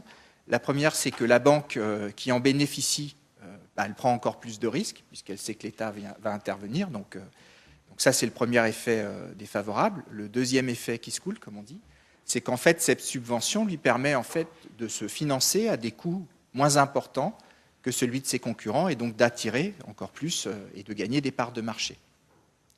Donc la mise en place des procédures de résolution et donc ce qu'on appelle le développement de la capacité d'absorption supplémentaire des pertes, en gros le doublement du capital, L'objectif, c'est justement de faire en sorte qu'on trouve au sein de la banque les actifs qui permettront de compenser l'intégralité des pertes sans avoir recours à une intervention de l'État. Donc c'est vraiment l'objectif. Alors la question après qui reste, c'est est-ce que c'est crédible ou pas? Alors la deuxième question, c'était sur la réglementation mondiale des marchés. Alors je ne sais pas vraiment ce qui est visé, c'est un peu compliqué d'avoir une réglementation mondiale des marchés. Ce qu'essaye de faire, de développer le G20, c'est effectivement d'avoir des règles qui s'appliquent au niveau international pour tous les marchés financiers. Alors, c'est des règles qui sont minimales au sens où la convergence, elle se fait par ce qui peut être mis en œuvre partout. Donc, ça règle une partie des problèmes, ça ne règle pas, on évoquait l'endettement, les déséquilibres financiers entre les États, etc. Ça, c'est autre chose, c'est des flux de capitaux, c'est le comportement des agents. Alors, la réglementation, elle essaye d'influencer ce comportement-là. Voilà. Alors, est-ce que ça crée une convergence? Je ne sais pas dans quel sens la question est posée. Un des risques, c'est parfois qu'on évoque, c'est d'avoir une homogénéisation croissante des comportements qui, d'un point de vue de la stabilité financière, est plutôt quelque chose de déstabilisateur, puisque ce qu'on essaye d'avoir plutôt sur les marchés, c'est une diversité des comportements, que les gens, quand il y en a qui vendent, les autres achètent. Ça permet de stabiliser plutôt que d'avoir tout le monde qui vend en même temps ou tout le monde qui achète en même temps. Juste sur la même question, j'ai un petit complément, Dominique, si tu me permets, sur la subvention implicite. Donc la question, c'est est-ce que les nouvelles réglementations bancaires ont permis de diminuer cette subvention implicite? Il y a une étude donc, qui est parue à la fin de l'an dernier qui montre que non. A priori, les très grosses banques systémiques, les plus risquées, qui sont susceptibles de faire faillite et de recevoir de l'argent public, eh bien, les marchés considèrent toujours qu'en dépit de tout ce qui a été fait, il y a de l'argent public qui arriverait. Donc cette subvention, a priori, elle n'a pas diminué et elle a donné lieu en Australie à la notion de surprofit des banques. Le surprofit, c'est quoi? C'est le profit. Les banques font du profit, c'est normal, mais il y a un surprofit qui est lié au fait qu'elles s'endettent à moins cher. Donc, ça leur permet d'avoir une petite marge supplémentaire de profit. Et on n'est pas en train là de parler de choses très, très techniques. Si vous suivez un peu la campagne présidentielle, vous verrez qu'il y a un des candidats qui parle de surprofit des banques et il veut taxer les surprofits des banques. C'est lié tout à fait à ce type de raisonnement. Et même le Fonds monétaire, qui en général est assez orthodoxe dans ses analyses, en l'occurrence, a vraiment publié des choses très intéressantes sur ces subventions implicites, en tirant la sonnette d'alarme. Donc c'est vraiment quelque chose de reconnu aujourd'hui. Merci. On n'a pas réagi à la question inflation financière versus déflation économique. Alors, je ne sais pas si c'est la meilleure façon si ce sont les meilleurs termes pour exprimer le problème, mais au fond, ça nous renvoie à la déconnexion entre la sphère financière et la sphère réelle. Une sphère financière qui, en dépit des réformes, poursuit son expansion. D'accord, on nous a beaucoup parlé du deleveraging des banques, c'est-à-dire d'un désendettement des banques, d'une diminution de la taille des banques. Bon, la croissance s'est stabilisée, mais on ne peut pas véritablement parler d'une diminution très forte de la taille des bilans bancaires. On l'a dit tout à l'heure, les banques systémiques, elles sont encore plus nombreuses qu'il y a 2-3 ans et elles pèsent très très lourd. Donc on a la poursuite d'une expansion de la sphère financière qui se fait au détriment de la sphère réelle, parce que parallèlement, on a une sphère réelle qui s'atrophie, un investissement qui repart un petit peu dans certaines régions du monde, mais qui, en Europe, reste par exemple extrêmement faible. Une déflation qui, effectivement, en Europe, eh bien, reste latente. On a du mal à faire vraiment repartir l'inflation. Donc ça renvoie à cette déconnexion. Cette déconnexion, elle est très problématique parce que, on le sait, ça aussi c'est très bien renseigné par un certain nombre d'études, et notamment des études de la Banque des règlements internationaux et du FMI. Au-delà d'un certain seuil, le développement du secteur financier, la croissance du secteur financier n'est plus entraînante pour la croissance économique. Et au contraire, la relation s'inverse. C'est-à-dire qu'au-delà d'un certain seuil d'excès financier, si vous voulez, eh bien, cet excès engendre de l'instabilité financière et l'économie réelle pâtit de cette instabilité financière et donc la croissance de l'économie réelle en pâtit également. D'accord ? Donc au-delà d'un certain seuil, vous avez une relation décroissante entre la finance et la croissance économique. Donc c'est l'enjeu, je dirais, de ces réformes. Ça devrait être aussi d'arriver à reconnecter la finance et l'économie réelle, parce que les économies ont besoin des banques, ont besoin de la finance, mais elles ont besoin que ça fonctionne différemment. D'accord ? On n'est pas beaucoup revenu là-dessus dans nos présentations respectives, mais quand on parle justement de ces grandes banques, hein, on a évoqué Deutsche Bank, BNP Paribas, la part du crédit au bilan de ces grandes banques est faible. Alors si on prend tous les crédits, c'est 1/3 à peu près, d'accord, du bilan de ces banques. Mais après, si on creuse un peu, si on désagrège, si on regarde la part du crédit aux entreprises qui en ont le plus besoin, ben c'est beaucoup plus petit. D'accord ? En pourcentage du secteur bancaire agrégé, et vous voyez là, je ne prends pas que des banques systémiques, le crédit aux PME, c'est 5% du bilan du secteur bancaire agrégé. C'est très petit. D'accord ? Et ce sont des entreprises qui ont le plus besoin de ce type de financement. Est-ce qu'elles trouveront des possibilités dans des financements alternatifs, type crowdfunding ? On ne sait pas, et c'est sans doute... je pense que si vous voulez, il ne faut pas simplement rester passif par rapport à cela. Il faut se préoccuper de la capacité des banques à servir le financement des entreprises qui en ont le plus besoin. Laurent, tu veux réagir ? Je veux juste réagir quand même. Sur les chiffres, oui, dans le bilan, c'est pas beaucoup, mais il faut voir que quand même, les banques, par exemple en France, les 4-5 banques systémiques dont on a parlé tout à l'heure, c'est 70% du financement de l'économie française.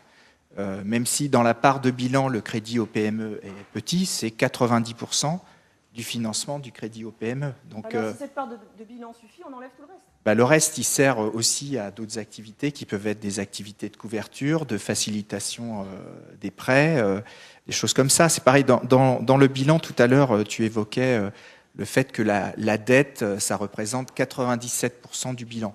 Alors, c'est un tout petit peu moins puisque le ratio de levier des banques françaises, il est un peu plus élevé, l'ordre de 4,5-5%. Mais le reste, quand on parle de dette, il y a 60%, c'est des dépôts des ménages et des entreprises. Il y a du capital. Donc, il y a de l'endettement, évidemment, ça sert aussi au financement de l'activité. Mais il ne faut pas dire que 97% c'est de la dette. Et voilà, il y a aussi des choses qui sont stables dans cette partie-là. On va laisser après. Oui, vas-y. Bien sûr que dans la dette, il y a des dépôts, mais il y a aussi, Christian l'a dit, des dettes de marché, et des dettes de marché à de plus en plus court terme. Donc ça, c'est un problème. Et quand on regarde, quand on décompose la structure financière de ces grandes banques, on voit que la part de ces dettes de marché est importante. Elle est à 30-40%. C'est énorme. D'accord ? Donc, il faut se préoccuper de cette dégradation de la structure financière des banques. Bien. Alors, vous voyez, il y a du débat entre nous, mais c'est important qu'il y ait aussi du débat avec vous, avec la salle. Donc, si vous avez des questions, eh bien, vous êtes bienvenus pour les poser. Avez-vous des questions ? Oui, je vois, monsieur. Alors, est-ce que vous croyez que vous pouvez parler fort ou bien on vous envoie un micro ? Levez-vous alors, si ça ne vous dérange pas. Micro sur les tables.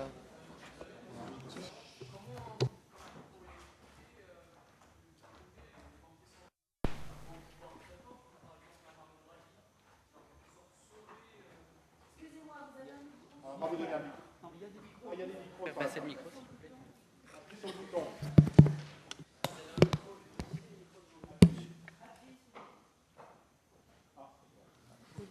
Oui, bonjour. Donc, je repose ma question. Je voulais savoir comment vous pourriez expliquer en quelque sorte cette double puissance, enfin l'impuissance et la puissance des banquiers centraux, c'est-à-dire dans le sens où, par exemple, Mario Draghi, avec son discours, en quelque sorte sauvé la zone euro quand il y a eu des épisodes sur les taux d'intérêt, et dans un autre sens, une impuissance où ils ont quand même une grande difficulté actuellement, les banquiers centraux, à mener les politiques et à atteindre les objectifs qu'ils cherchent à atteindre. Alors, est-ce qu'on prend plusieurs questions, peut-être ? On va grouper plusieurs questions. Y a-t-il... Oui, je vous en prie. Oui, j'ai une double question. Ma première question, c'est la crise bancaire a été très différente d'un pays à l'autre. En particulier, l'Allemagne a été relativement frappée, en particulier les banques parapubliques liées au Länder, qui étaient gavées de subprime. Il faudrait savoir quel était le coût pour le gouvernement fédéral. Et ma deuxième question, toujours en lien avec l'Allemagne, comment maintenant et où est recyclée l'énorme épargne allemande, où on a maintenant des excédents dans la balance des paiements qui atteignent 9%. Merci. Allez, encore une question. Monsieur, devant, là, je vous en prie.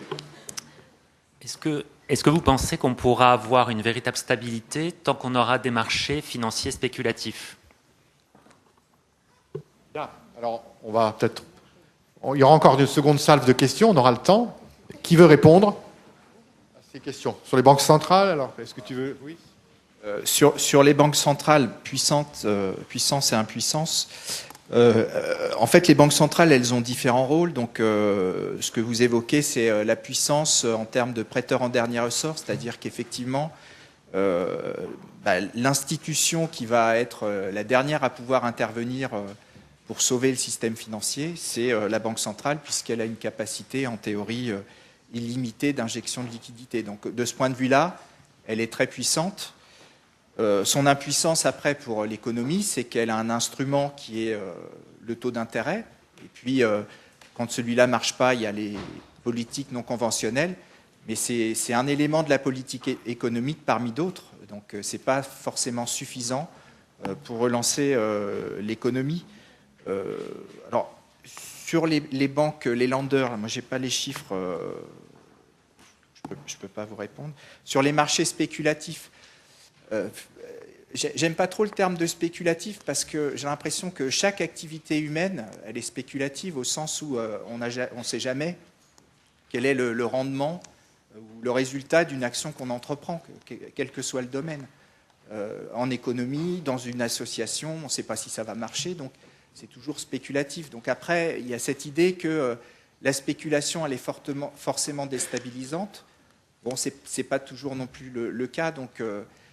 Moi, je pense que par essence, le marché, mais l'activité humaine, elle est spéculative. Donc après, c'est simplement comment on gère le risque et est-ce que les agents ont bien conscience du risque qu'ils prennent. Donc c'est une question d'information, de transparence, de mise à disposition d'instruments de couverture. Je pense que c'est ça qui est plus important que la notion de spéculation. Alors, réponse sur la question des marchés. Dans les marchés, on a un peu répondu. L'épargne allemande, ça c'est une question... global, macroéconomique aussi, pour l'Europe. Qui veut répondre? Question, tu veux répondre? Allez. Ça peut permettre de compléter aussi la réponse de Laurent sur les banques centrales. Elles ne peuvent pas relancer à elles toutes seules. Mario Draghi l'a dit aussi, Laurent aussi l'a dit. La Banque centrale a des outils, mais elle n'a pas tous les outils. Donc si les États font rien pour relancer par ailleurs, c'est difficile pour elles. Et puis on pourrait imaginer la Banque centrale européenne finance peut-être la transition écologique, la transition numérique. Il y a même des propositions pour financer directement les citoyens, puisqu'en passant par les banques, on a du mal. Pourquoi pas faire le QE for the people, du quantitative easing pour les gens directement. Ce sont des idées un petit peu en l'air. Le coût pour l'Allemagne, je l'ai pas non plus. L'épargne allemande, où est-ce qu'elle va? Elle va où va le reste de l'épargne mondiale, à mon sens. C'est-à-dire qu'on voit bien que le premier centre financier mondial, c'est la City, et que la City est une pompe aspirante qui renvoie beaucoup d'argent vers les États-Unis. Donc je pense que l'épargne allemande, elle est comme l'épargne de la banque centrale japonaise ou chinoise, ou comme l'épargne des pays producteurs de pétrole. Ça passe. Les commissions sont touchées par la City quand même. Rappelons-nous, la livre sterling s'est complètement effondrée. Le Royaume-Uni s'est complètement effondré, et pourtant la première place financière mondiale, ça reste Londres, donc ils ont réussi ça. Peut-être qu'ils sont en train de se tirer une balle dans le pied avec le Brexit, mais en tout cas, ils avaient réussi ça. C'est là que ça passe, et ça va beaucoup vers les États-Unis. On verra si aussi Donald Trump veut continuer, puisque visiblement, il veut plus que les États-Unis soient un pays emprunteur, il veut que ce soit un pays créditeur au niveau mondial. C'est un vrai mercantiliste, Donald Trump. C'est toute la richesse chez moi, et toute la richesse chez moi, ça veut dire plein d'excédents, et avec ça, je finance mon budget militaire et je taille dans tous les autres. Enfin, sur stabilité et marché spéculatif, je suis assez d'accord avec Laurent. Lorsque Air France nous propose des billets d'avion pour Noël prochain, pour les grandes destinations, en nous proposant voilà, le prix du billet s'étend, et si le prix du pétrole quadruple d'ici la fin de l'année, comment on fait? Il change les billets? Non, on a acheté nos billets. Donc le spéculateur, c'est aussi celui qui va permettre à Air France d'acheter aujourd'hui du pétrole au mois de décembre prochain au prix fixé aujourd'hui. Et puis s'il s'est trompé, le spéculateur, quand il doit donner le pétrole à Air France, tant pis pour lui. Il l'achètera plus cher parce qu'il le vend, il fait des pertes. Donc le spéculateur, on en a besoin. Le problème, et là je suis d'accord avec vous, c'est que la spéculation, généralement, elle est opaque. 2, elle se fonde surtout sur l'endettement. Et là, tout ce que Isabelle disait sur les liens entre les banques et le shadow banking, ou on peut dire les banques et les spéculateurs, de manière générale, le fait qu'ils soient financés par les banques font que lorsqu'ils ont perdu ces paris opaques, ça se répercute sur les banques et donc sur nous au final. Et ça, c'est un problème. Et dernier point aussi, c'est que malheureusement, les outils de spéculation sont aussi souvent des outils d'optimisation fiscale agressive. Ouais. Moi aussi, je partage votre point de vue sur la spéculation. Dans une certaine mesure, la spéculation, c'est la contrepartie nécessaire de la couverture. D'accord ? Donc, on a besoin de spéculateurs, mais il faut que ces spéculateurs soient en mesure d'assumer les risques qu'ils prennent. Et c'est ça le problème. Au fond, quand des entités du shadow banking sont supposées être justement des spéculateurs et que ces spéculateurs peuvent s'adosser sur des lignes de crédit bancaire, peuvent en fait vivre des garanties que leur apportent les banques, là, eh bien, ils ne sont plus des spéculateurs responsables, si je puis dire, en mesure d'assumer les risques qu'ils prennent. Et plus généralement, c'est tout l'enjeu de la régulation financière. Arriver à stabiliser, protéger, sans déresponsabiliser. Il y a trop d'acteurs qui, par la régulation d'avant-crise, qui était largement insuffisante, mais pour ce qu'elle était, s'en trouver en fait complètement déresponsabilisée. La subvention implicite qui a été évoquée tout à l'heure, c'est vraiment l'expression même de cette déresponsabilisation. Les grandes banques ont été déresponsabilisées face à leurs risques, précisément parce qu'elles savaient qu'en cas de problème, eh bien, elles pouvaient bénéficier du secours des pouvoirs publics. Donc, c'est la responsabilisation des spéculateurs qui importe. Ils prennent des risques, ok, mais ils les assument. Voilà. Ils doivent être en mesure de les assumer. En ce qui concerne l'impuissance des banques centrales que vous évoquiez, avec ce côté très paradoxal, d'un côté des banquiers centraux qui, au moindre mot, sont capables d'influencer les acteurs du système financier, et puis d'un autre côté, au fond, une incapacité notamment en Europe, à sortir la zone euro de cette déflation latente.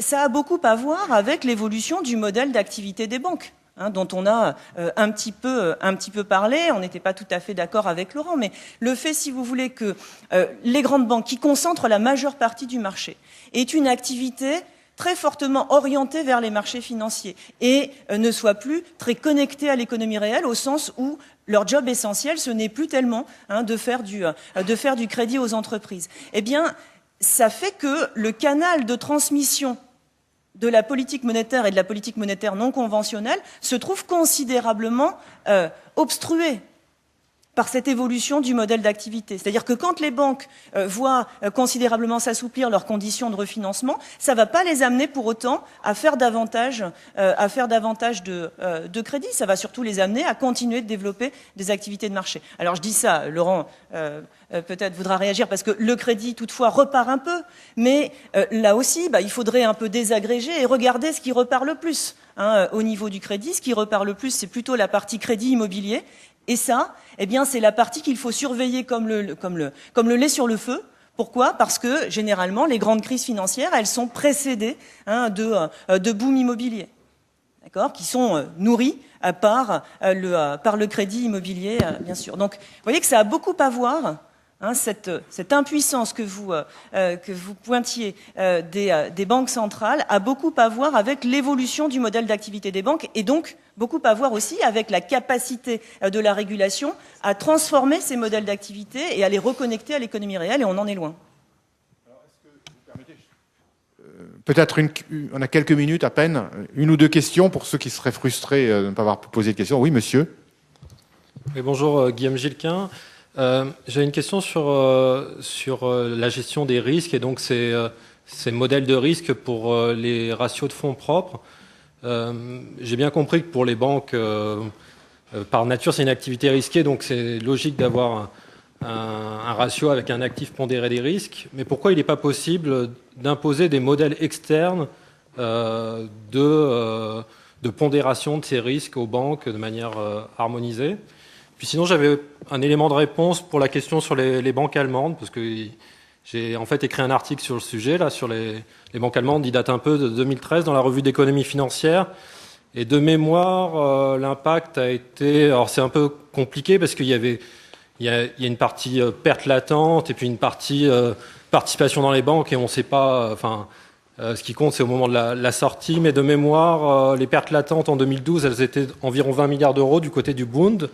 Et l'impact budgétaire sur l'ensemble de l'Allemagne, donc avec les lenders, c'était environ 40 milliards d'euros selon une publication d'Eurostat. Voilà. Merci. Allez, encore une dernière question. Oui, monsieur. De la dernière crise et l'escalade des mesures de contrôle BAL 2, BAL 3, bientôt pourquoi pas BAL 4, ne risque-t-on pas d'assister aussi à une surenchère et globalement déboucher sur une surrégulation qui aboutirait à réduire les capacités de financement et d'investissement qui sont indispensables à la croissance suivante? Allez. Sur les modèles des banques, donc il y a... En fait, il y a trois cas. Il y a la majeure partie des banques, elles ont une méthode qu'on appelle standard, donc les risques et les paramètres qui permettent de calculer ces fameuses pondérations sont imposés par le régulateur. Ensuite, vous avez les banques qui peuvent utiliser les modèles, donc c'est une fraction un petit peu plus faible des banques. Il y a deux approches là encore. Il y a l'approche qu'on appelle fondation. Donc cette approche fondation, c'est pour des banques qui ont des modèles mais pas forcément complètement sophistiqués ou qui n'ont pas la capacité de calculer des paramètres compliqués comme les pertes, sachant le défaut. Donc là, c'est le superviseur qui impose ces paramètres-là. Et puis il y a la méthode avancée qui concerne les plus grandes banques, les plus sophistiquées, où là, effectivement, c'est la banque qui va utiliser son modèle interne pour calculer ces paramètres. Alors l'enjeu qu'a évoqué Christian et le sens de votre question, c'est quelle est la marge de mesure et la capacité pour les banques de jouer sur ces paramètres. Donc en fait, il y a un vrai débat là, puisque, encore une fois, dans les comportements, il y a les incitations. L'idée, c'est le superviseur, ce qu'il fait, c'est qu'il valide le modèle, donc il regarde si le modèle est bon, et il considère que dans une certaine mesure, la banque, pour lui donner les incitations de gérer bien ses risques, elle doit calculer elle-même ses paramètres de risque. Donc ça lui donne une grande latitude. Alors elle peut l'exploiter effectivement pour manipuler ses risk weights, d'où l'idée de mettre des contraintes. Donc, la question, c'est où on place le curseur pour effectivement limiter cette capacité de manipulation, mais en conservant quand même les incitations pour bien gérer le risque. Alors pour pas trop caricaturer quand même, les banques, elles utilisent aussi bien leur modèle et donc il y a les actifs risqués, les poids des risques qui sont énormes, et même pour certains actifs non risqués, comme les risques souverains, même si les pondérations sont faibles, les modèles des banques, elles génèrent des poids qui sont positifs, contrairement à l'approche standard qui met des poids complètement nuls.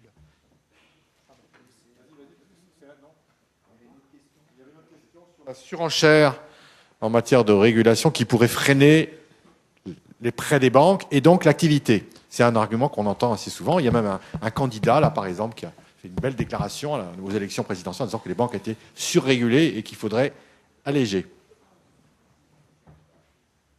Alors, ce risque de surrégulation, généralement, il est pointé par les représentants du secteur bancaire.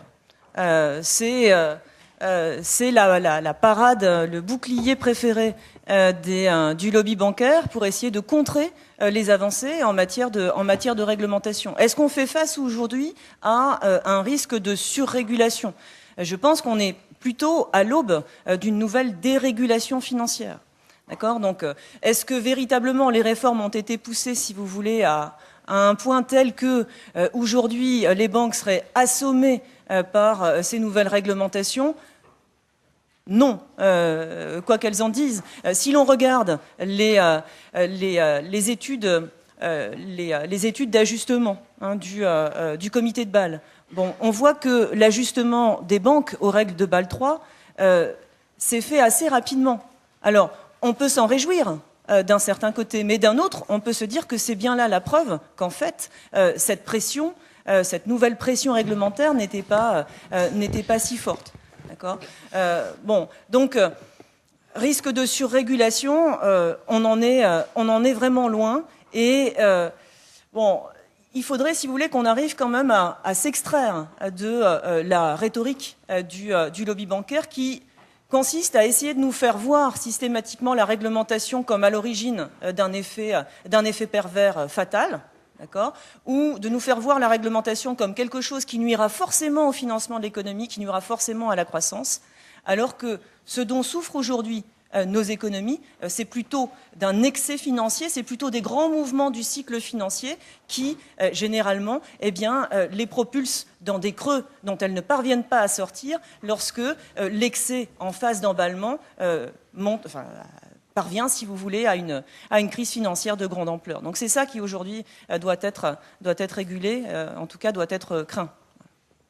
Juste un bref point, je suis entièrement d'accord avec ce que vient de dire Isabelle pour cette question. Et juste pour répondre à Laurent, c'est vrai que si on regarde, je vous ai fait voir tout à l'heure le total d'activité des banques, et puis une fois que les banques ont appliqué leur petit coefficient qu'elles ont calculé elles-mêmes, on n'a plus en gros qu'un quart du total de l'activité. Si vous regardez l'écart entre l'activité totale et l'activité recalculée par les banques, si vous regardez sur les 10 dernières années, cet écart ne cesse de s'accroître. Donc il y a une manipulation, me semble-t-il, accélérée des paramètres par les banques. Et puis l'autre facteur qui pose quand même un gros problème, c'est que les banquiers centraux, cette fameuse BRI, cette Banque des règlements internationaux, elle prend un portefeuille, un actif de banque à peu près typique, elle le donne à toutes les banques, elle dit ok, utilisez tous vos modèles et puis dites-moi combien vous avez besoin de mettre de capital en face. Et ça va de 0 à 1000. Donc on voit bien que c'est pas en faisant confiance uniquement aux paramètres définis par les banques qu'on va réussir à s'en sortir. Il y a aussi quelque chose qui est troublant, c'est que les banques qui ont la capacité à construire des modèles souvent très sophistiqués et coûteux sont les très très grandes banques, qui sont comme par hasard les banques systémiques qui sont les plus dangereuses.